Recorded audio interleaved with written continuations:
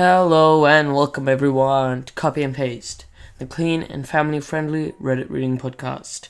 This is the third episode of r/NuclearRevenge, and oh how I've missed this subreddit.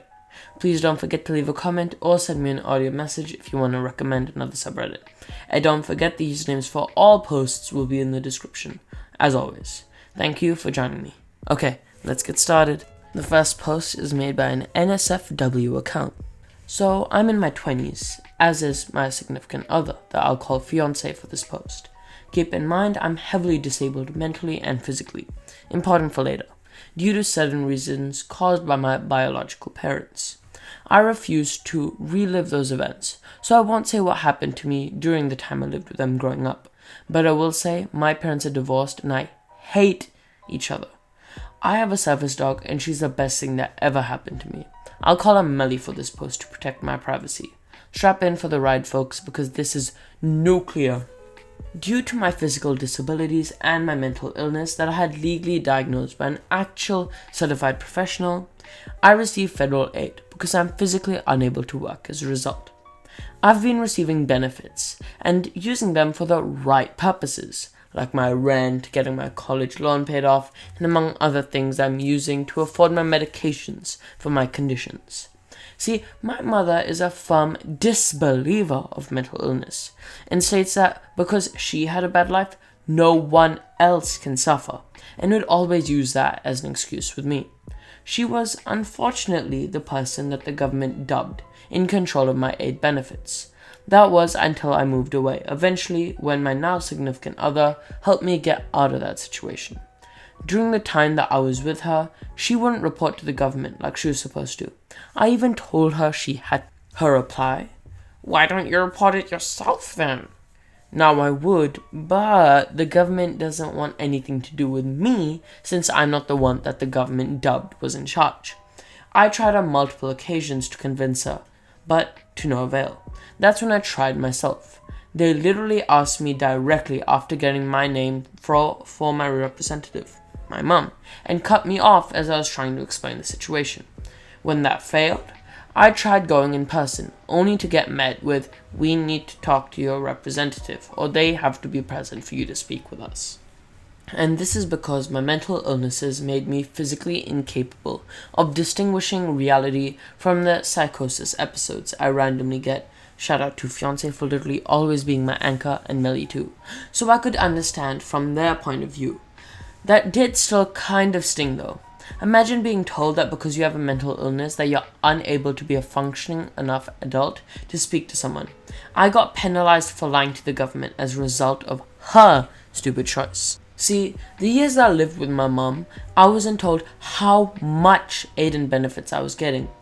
I knew it was more than she told me since her and her boyfriend both always seemed to get expensive things like jewelry and new phones around the time of my payments.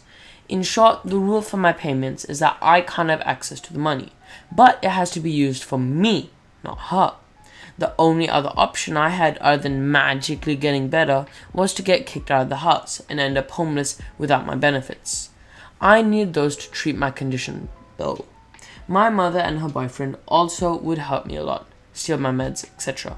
Fiance learned the truth because I had a call up one day with him while I was cooking, and he witnessed my mom coming in and placing my hand inside a burning hot pan and screaming about getting more money I don't deserve. It took everything in him to not lose it at her when he saw this.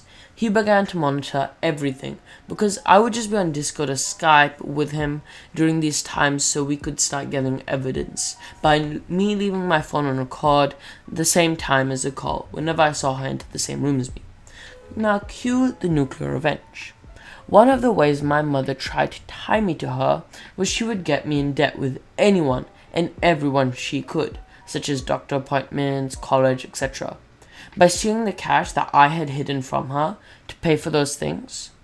She was clearly also using my benefits for herself, which is against the law since it's meant for me. So fiance, being the amazing man he is, he saved up money from his job and his active duty pay.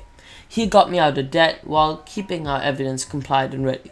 The day freedom came, I snapped because she tried getting rid of Melly.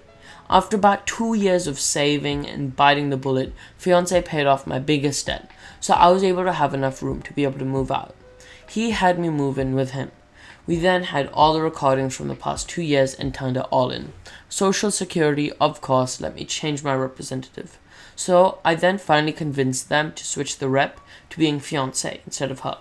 During this time, though, he was called to get stationed in a state that was very far away for his military duty, and Social Security approved and said it was okay since he had other orders to do.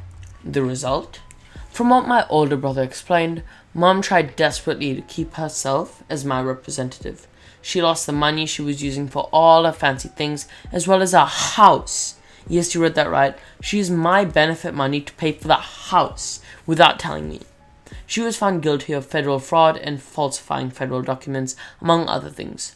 I don't know how long she got. I didn't bother asking because I just completely cut her out of my life. And side note, my brother and I are on happy sibling-friendly terms, and we talk a lot, and my condition has improved since I was able to start treatment without having someone get in my way. Fiancé is amazing and acts like a caretaker for me. When I left my mom, I didn't tell her I was leaving either, or else she would have done literally anything, including murder, to try and get me to stay. Edit. The reason I didn't leave sooner was because it's hard to leave a situation with zero money, on top of having a medical issue to treat. And despite her allowing me to live there, she charged me rent and didn't inform me how much money I was getting. If I left without doing anything, I would have fallen on my face and been unable to care for myself. Leaving a situation like this isn't as simple as a one phone call and done, especially when you don't even know the full scope of what they're doing to you. I wasn't a minor when I found out about this, and she had legal guardianship, so I could receive benefits in the first place.